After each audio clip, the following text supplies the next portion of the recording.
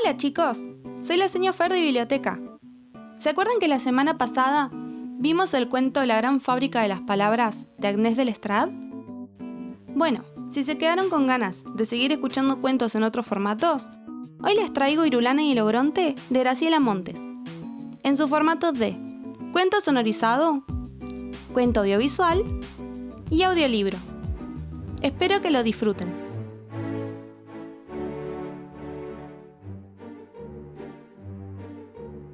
Viso que este es un cuento de miedo. Trata de un pueblo, de un ogronte y de una nena. El ogronte no tenía nombre, pero la nena sí. Algunos la llamaban Irenita y yo la llamo a mi modo, Irulana. Conviene empezar por el ogronte, porque es lo más grande, lo más peludo y lo más peligroso de esta historia. No todos los pueblos tenían un ogronte, pero algunos tienen, y este tenía. Cuando se terminaba la tarde y el sol se ponía rojo, porque en los cuentos también se ponen rojos los soles, la cabeza peluda del ogronte brillaba como la melena de un león inmenso, y la gente del pueblo sentía mucho miedo. La gente, en cuanto se despertaba en la mañana, pensaba: ¿cómo habrá amanecido el ogronte hoy? Era importante saber cómo había amanecido el ogronte.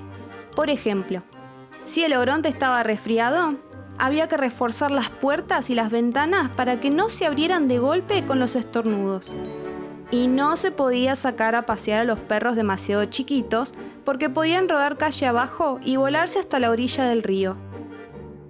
En cambio, si el ogronte se ponía a picar cebolla, las cebollas crudas y la nube del amanecer bien cocida son las comidas preferidas de la mayor parte de los ogrontes. Había que salir con botas y hasta con botes, llegado el caso. Si estaba contento y carcajeaba, había que guardar los floreros en los roperos para que no se cayeran al suelo con los temblores. Si se ponía a cantar, había que envolver con trapos los espejos. Y si estaba enojado, bueno, todos cuidaban mucho de que el ogronte no se enojara. Siempre le decían: «Buenos días, señor ogronte», y «Buenas noches, señor ogronte», con muchísimo respeto. Y todas las tardes iban hasta el pie de la montaña y le dejaban canastos repletos de cebolla, vacas muy gordas y flores de colores raros. Y le hacían una gran torta para el día de su cumpleaños y le cantaban canciones para que se durmiese. Todo para que no se enojase. Pero igual, un día el ogronte se enojó. Se enojó porque sí. Vaya uno a saber por qué se enojan los ogrontes. Se notó que se había enojado porque empezó a gritar y a rugir y a mover los brazos en el aire como un molino. Y porque sus dientes enormes, no se imaginan ustedes lo enormes y filosos que son los dientes de los ogrontes enojados. Brillaban más que su melena del atardecer. El pueblo entero se arrugó de miedo a que lo comieran, porque ya se sabe que los ogrontes cuando se enojan se comen pueblos enteros, con sus casas, sus personas, sus calles y sus kioscos, y sus perros, y las petunias de sus jardines, y sus tarros de galletitas, y sus boletos capicúa, y sus estaciones con trenes y todo. La gente salió corriendo. Algunos iban con las orejas tapadas. Taparse las orejas no protegía del enojo del ogronte, pero al menos ayudaba a que sus rugidos molestasen menos. Pero yo dije al principio que este era el cuento de un pueblo, de un ogronte y de una nena. Ahí está la nena, ¿la ven? Es esa de rulitos en la cabeza. Irulana. Es la única que no corre. A mí no me pregunten por qué no corrió Irulana. Vaya uno a saber por qué no salen corriendo las irulanas cuando vienen los ogrontes. Los que contamos los cuentos no tenemos por qué saberlo todo. Yo lo único que sé es que Irulana no corrió, sino que se sentó a esperar en un banquito. Tal vez era muy valiente, tal vez era un poco chiquita, tal vez estaba demasiado cansada. se sentó en un banquito verde en una calle vacía. Todas las calles estaban vacías en ese pueblo. Cuando se terminó la tarde y el sol se puso rojo, la cabeza peluda del ogronte brilló más que nunca. Los dientes brillaron más todavía, y rugidos enormes sacudieron el suelo. Irulana tuvo miedo, y más miedo tuvo cuando vio que el ogronte se empezaba a mover.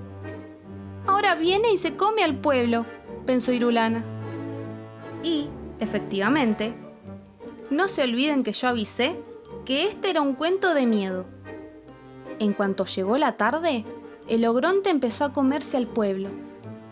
Ya sé que esto es terrible, pero ¿qué se le va a hacer? Así son los ogrontes. Empezó por el ferrocarril.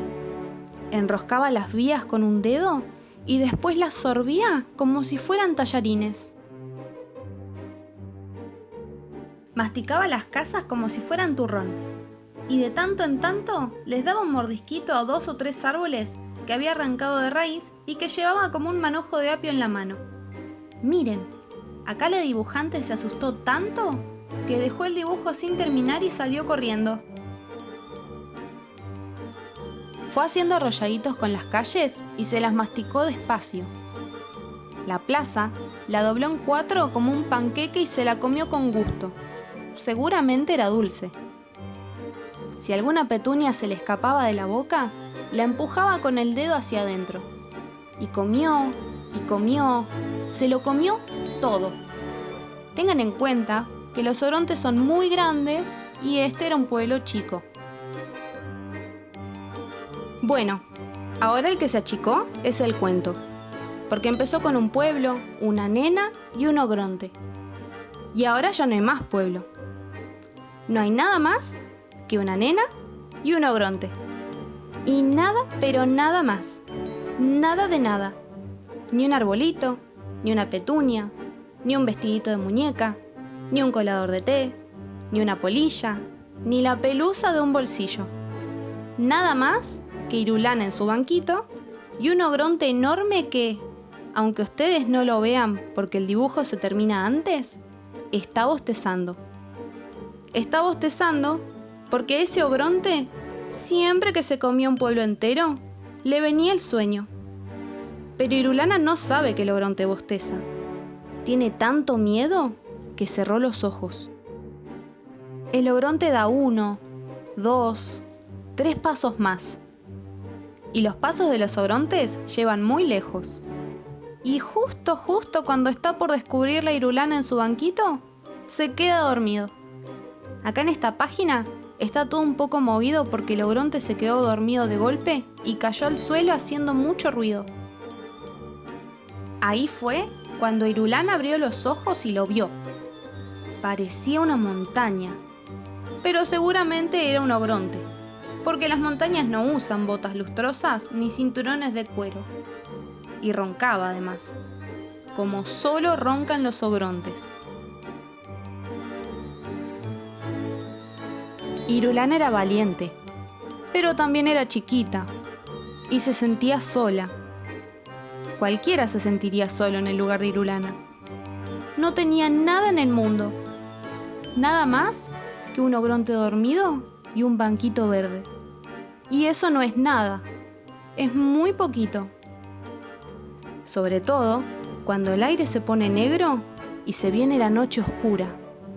Oscura, pero oscura, oscurísima y oscura.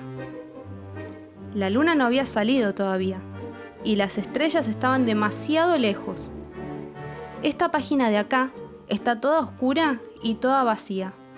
Así de oscuro y vacío estaba el mundo.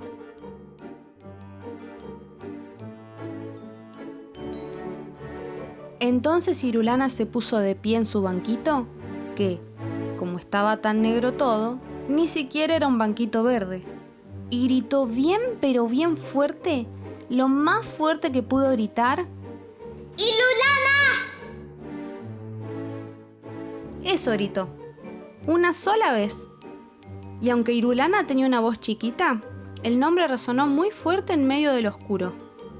Y el nombre creció y creció. La I, por ejemplo, tan flaquita que parecía, se estiró muchísimo.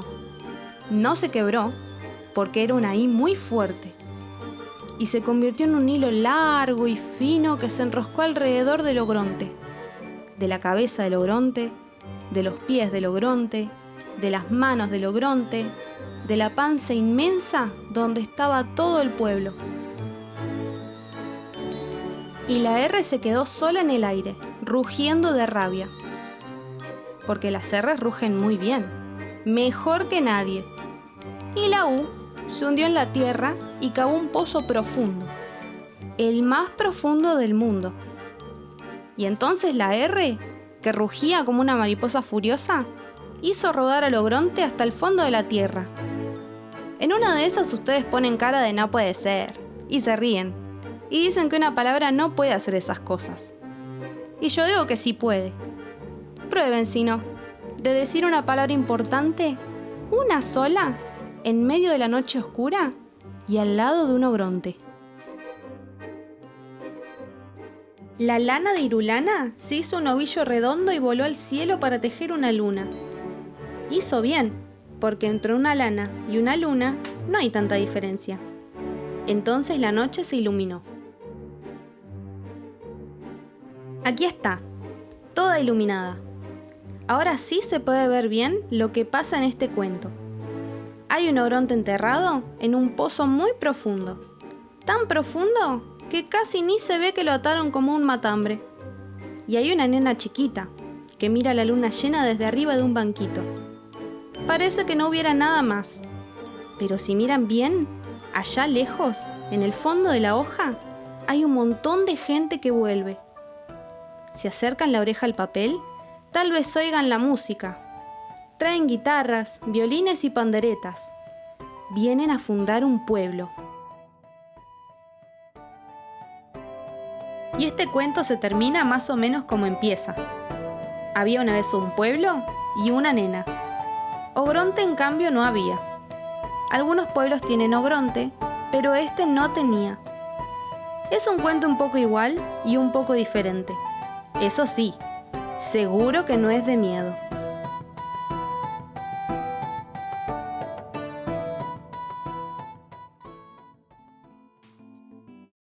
¿Y les gustó el cuento? Ahora los invito a dibujar las letras de su nombre alrededor del ogronte como si fueran las de Irulana. Los dibujos me los pueden dejar en este mail que dejo acá o en la descripción. Nos vemos la semana que viene.